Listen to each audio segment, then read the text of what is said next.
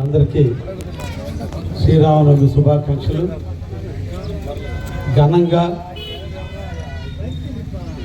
పెద్ద కార్యక్రమాన్ని ఈరోజు పాత బంగారుపాలెం వాసులందరూ కూడా శ్రీరాముని యొక్క జన్మదినం సందర్భంగా ఘనంగా నిర్వహిస్తున్నందుకు కాపుల్ని, గ్రామస్తుల్ని, గ్రామ ప్రజానీకాన్ని అందరినీ కూడా అభినందిస్తూ, ఈ యొక్క సాంప్రదాయాలు చాలా గొప్పవి. నిజంగా మిమ్మల్ని చూసి మేము కూడా కొన్ని ఒక్కోసారి నేర్చుకోవాలి. గ్రామాలన్నీ కట్టుబాటుగా ఉండడం, మాట మీద నిలబడటం, సాంప్రదాయాలు గౌరవించడం, అందరికంటే కూడా గొప్పవాడైనటువంటి రాముడిని ప్రతి గ్రామంలో గుడి ఏర్పాటు చేసుకోవటం, శ్రీరామనవమి ఉత్సవాలను అందరూ కూడా ఘనంగా జరుపుకోవటమే కాదు, వాటిని ఆనందంగా జరుపుకోవటం.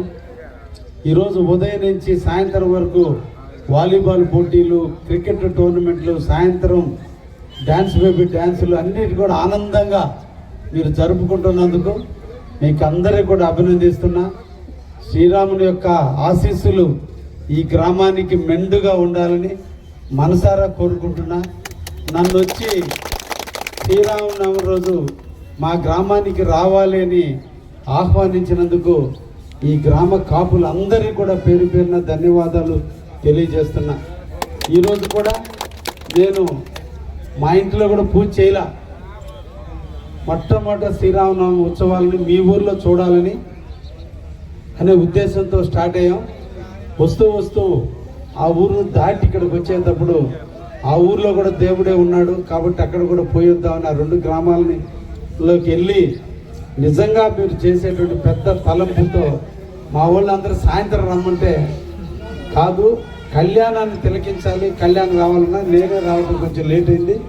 ఘనంగా నిర్వహించారు. మీరందరూ కూడా మంచి పూజారి చేత ఈ గ్రామం బాగుండాలి, మన పిల్లలందరూ బాగుండాలి, మన అందరూ బాగుండాలని బాగా పూజ చేయించినందుకు మీకు అందరికి కూడా అభినందిస్తున్నా. మీ కళ్యాణంలో నేను కూడా తోడుగా ఉండాలి.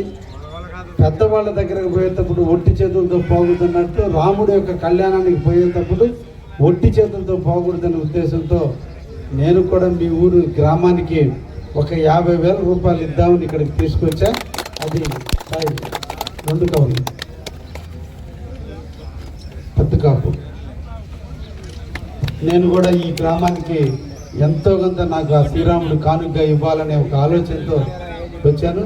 అందరికీ